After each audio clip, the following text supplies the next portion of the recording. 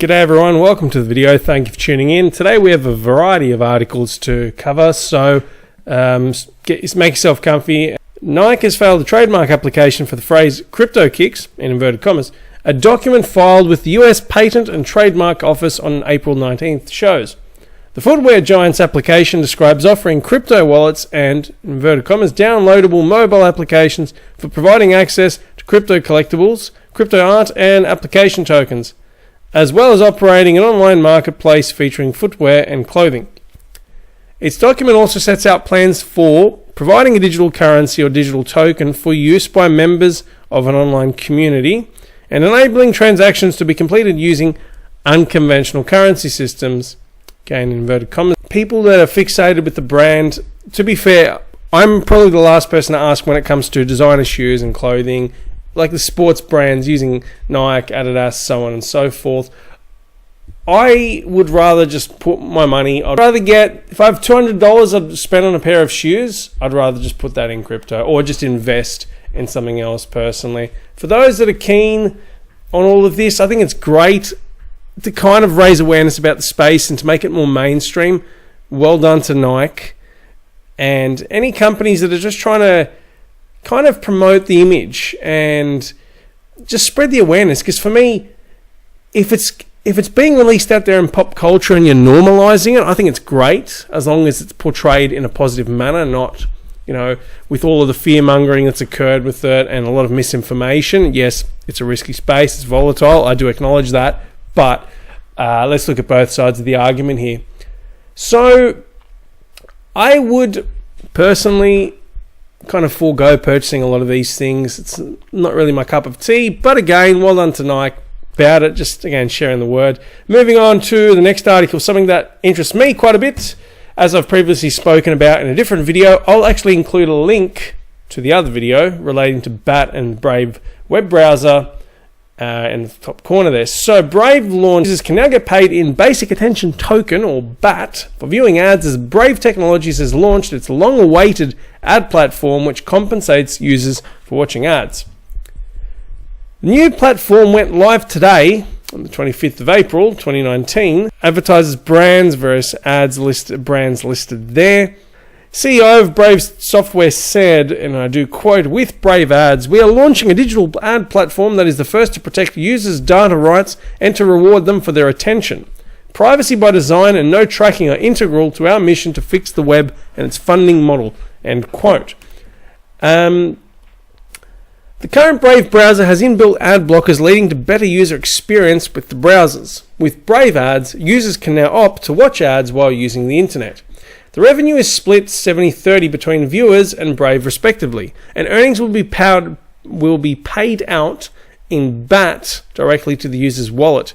Excellent, this is music to my ears. There's a screenshot of how it works, and then people can track how much they're getting paid in the ads and the ads they're viewing. I do want to point out probably the crux of this here. Now, this is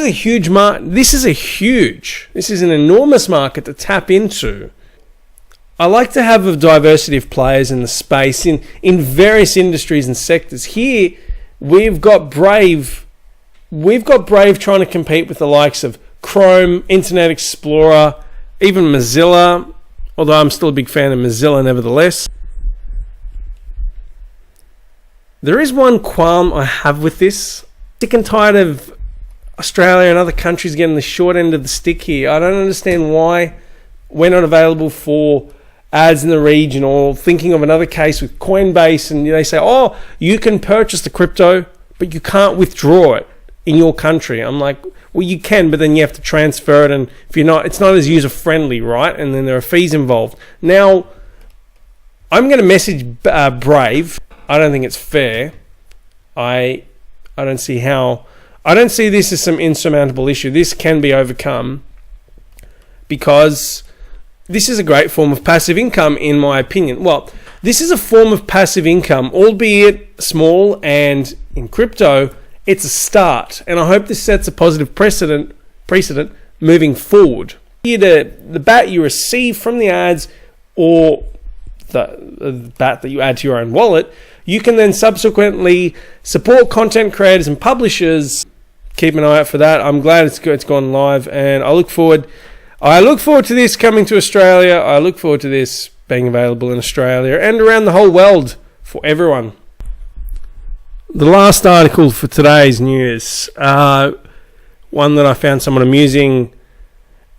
Central bankers occasionally lose their guard and reveal that they are constantly worrying they'll be rendered irrelevant by cryptocurrencies. The latest proof comes from the National Bank of Romania, courtesy of the Central Bank's Admin Council member, Daniel Daideanu. According to the Business Review, the central bank official views cryptocurrencies as financial assets and nothing else. Consequently, cryptocurrencies, quote, won't be able to fulfill the basic rules of currency, end quote. That being the case, Daideanu argued, central banks will always have a role to play in society. Quote, once again, cryptocurrencies will never be able to substitute the currency issued by a central bank, end quote. The article goes on to ask, the state is the only saviour. Really? That's a very good point, in my opinion. Defend the state's role in issuing currency, saying that it was the, quote, only possible last resort lender. Okay, end quote, in this regard. The central bank official implied that during a financial crisis, only the state can give the situation. And he says once again, in markets, the state is the only possible last resort lender. When the banking system was saved, it wasn't crypto banks that were saved. Central banks intervened by issuing base currency, which was followed by non-conventional measures. Now, I'm going to just interrupt here. People often forget that this was created and has been growing since the GFC, or after the GFC, because of people getting fed up with how governments have dealt with, how governments have responded to the financial crises, and people not being able to access their money in the event of a financial crisis because of centralized authorities having full control of this money. Anyway, I'm waffling here. The point is, especially the users involved, will have a lot more control over their funds, and the general public would probably be more supportive of a crypto model as opposed to the status quo, where you have your money in a central authority and then they will dictate how much you can withdraw at a certain time, whether you can access all of that money and the conditions involved, as was the case. May I remind people, just a reminder, you probably recall seeing footage of people queuing at ATMs in Greece to get their money post GFC, or this was in response to the austerity measures. Now, again, I'm digressing, but this does tie in with central banks, and especially being in Europe and an EU member. I wonder what the rest of the EU has to say about that. Now, to finish up this article, I want to point out a comment from notable crypto skeptic Nouriel Roubini. BTCs held more advantages over cryptos, including scalability and cost effectiveness. Not everyone agreed with him, myself included. You see, there are many major cryptos that are doing it, other than Bitcoin. Well, Bitcoin is kind of lagging behind in this, but we've got EOS, Cardano, Tron.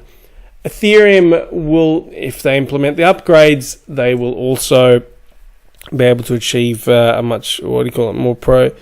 will be able to achieve more transactions and something that's readily scalable. So anyway, I'm going to leave it there. That's a wrap. Thank you for tuning in. If you like this video, feel free to like and share it. Subscribe for more content. Hit the bell icon if you want to stay up to date with my latest videos. Thank you once again. Hope you're having a wonderful day and enjoy. See ya.